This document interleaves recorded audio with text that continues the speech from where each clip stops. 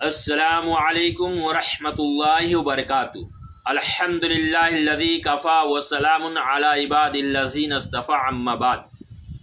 نعمت اور عافیت کے ختم ہو جانے اور اچانک آنے والی موت سے پناہ مانگنے کی ایک نوی دعا۔